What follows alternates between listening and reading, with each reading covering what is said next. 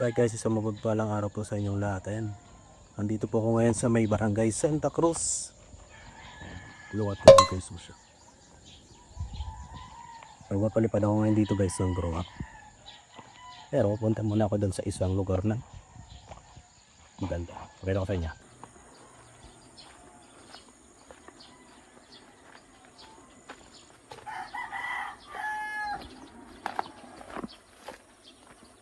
Pakita ko dito guys, ang ganda ng view. Tara itong palipad dito. Punta tayo sa medyo gitna. Sa liparag lang. Shout out nga po pala sa lahat at mga taga barangay Santa Cruz. Padayo muna dito sa inyong barangay. At nagpapalipad ako ng drone. Kaso doon tayo sa Malawak. Tapos pa siya lang. Ang ganda ng view dito. Tapos pa siya lang. And ready na natin guys yung ating drone para magpalipad dito sa may kabukiran dito sa may Santa Cruz. Bale yan guys, same rotation pa rin tayo sa ginagawa natin bago magpalipad ng drone. So una chine-check natin, kinakalibrate muna natin yung drone para kung sa wala ako. So kinakalibrate natin yung drone para guys hindi siya magkaroon guys ng error during flight. So dito guys ay pinalipad ko muna siya ng medyo mababa lang. And then oras nga pala nagpalipad ako dito guys ay mga 5:45 AM ito. Kaya napapansin nyo guys ay madilim pa to. So sa mga baguhan drone pilot guys ay huwag nyong ipilit na paliparin ng malayo yung inyong drone. Lalong lalo na kung hindi nyo pa kabisado yung drone nyo. Then pangalawa, lagi nyong i-calibrate. Importante niyan. And then para rin guys, para din to sa lahat ng mga drone pilot na hindi pa drone pilot. May mga drone na mahilig magpalipad. So alamin natin pala guys, may mga lugar sa bansa, dito sa bansa natin na restricted tayo. Hindi tayo pwede magpalipad. Halimbawa sa may airport. So sa airport guys ay may mga syempre dumadaan na aeroplano at bawal tayo doon. At saan pa? Sa mga military base bawal tayo magpalipad doon. Bawal din tayo sa harap ng mga munisipyo, kaya sa mga malapit sa bilibid, sa mga kulungan. At kung naman guys, sa mga private na lugar katulad ng mga subdivision, kailangan ay may pahintulot. Huwag kayong basta-basta guys magpapalipad doon kasi possible na magkaroon kayo ng violation at yung video nyo ay ipapadelete din kahit na na-capture nyo na ng maganda. So yan yung mga isa sa paalala ko sa may mga drone. So huwag tayong basta-basta magpapalipad doon sa mga lugar na tawag dito matao, tapos wala tayong pahintulot. So importante na may pahintulot tayo.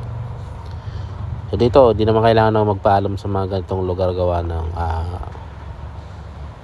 wala naman dito maapektuhan sa mga ganitong klaseng lipad. So ayan, yan Santa Cruz. Pero dito lang ako muna nagpalipad guys sa may bukid kasi pala guys, ang isa pala sa gusto ko lang gawin sana dito guys ay i-drone test ko lang sana to kung gaano katagal lumipad yung isang battery na medyo inayos natin. And trinay kong paliparin ito guys ng 1 kilometro at ayan, makikita nyo guys, ayan. Ito nga po palang river na to ay papunta ito doon. Papunta tong Baras. O yan. So galing tayo ng doon sa may Santa Cruz, pupunta tayo ngayon doon sa may Baras. At ang ganda ng view guys. So alam nyo guys, marami ako nakausap dito sa Kanaman na medyo hindi talaga nila na-appreciate yung Kanaman o yung ganda ng Kanaman. Alam mo kung bakit hindi sila nagiging masyadong hindi nila ma-appreciate yung ibang lugar is dahil yung ibang lugar, yung lugar natin mismo, itong Kanaman mismo is dahil sa mahilig sila magkumpara sa ibang lugar. Ganun talaga kapag kahit sa tao, kapag ikaw ay palaging ikinukumpara mo yung iyong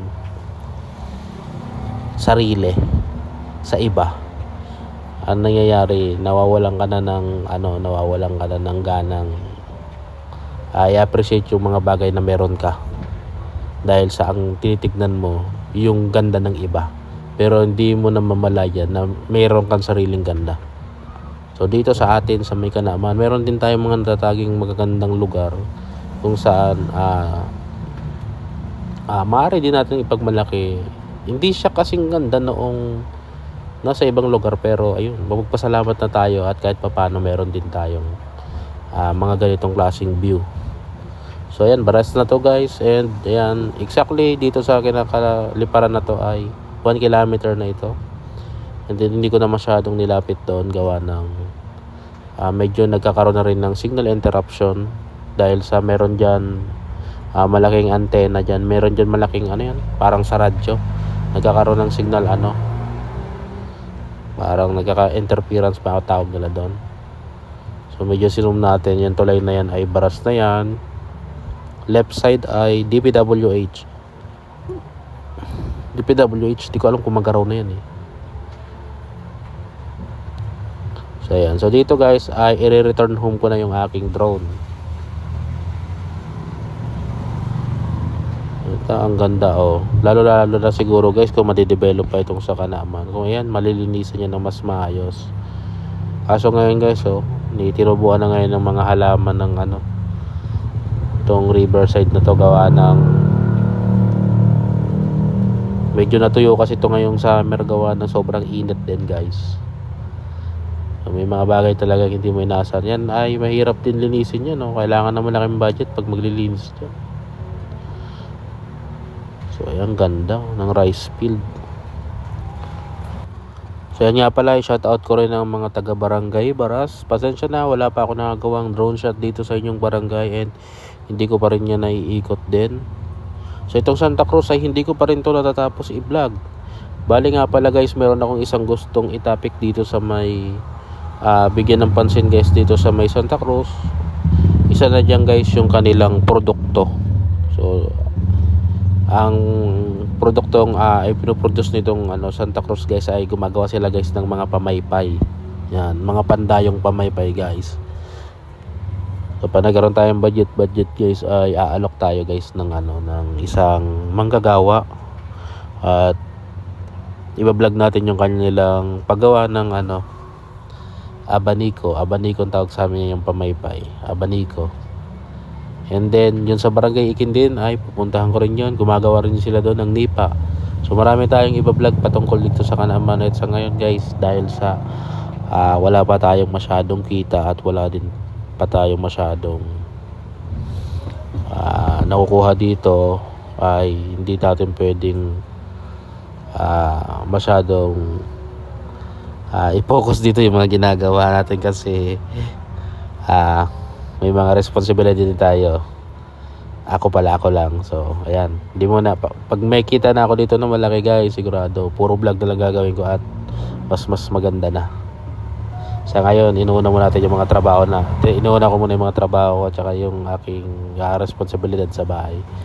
Sa susunod, hindi na ako magbo-voice over kapag nakabili na uli ako ng mic. Na-ibenta ko kasi yung mic ko nung nakaraan, gawa nang nangailangan ako ng pera. So ayan guys, katapos ko lang magpalipad ng drone. Ngayon uwi namin. So shoutout nga po pala sa lahat ng mga taga Santa Cruz. Dito lang muna ako sa bukid kasi testing ko lang yung yung isang settings ng aking drone. Try ko kung kakayanin niya yung 1 kilometer sa settings na yun at umabot nga. Kulang 1.1 kilometers yung linipad. Maraming salamat sa lahat para nang nanonood and God bless you. Good morning po. Guys, kung nagustuhan nyo yung mga itong klaseng video, paki-like and subscribe.